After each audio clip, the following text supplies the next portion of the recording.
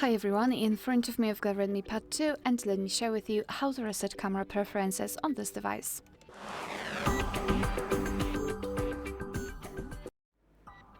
So let's begin with opening the camera app. And before I've started the recording, I've applied grid lines. It is because I'd like to show you a visual evidence that the reset option will work. So the grid lines should disappear after resetting.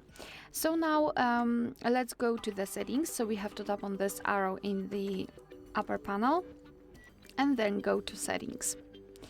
Now we have to tap on general and go to other settings.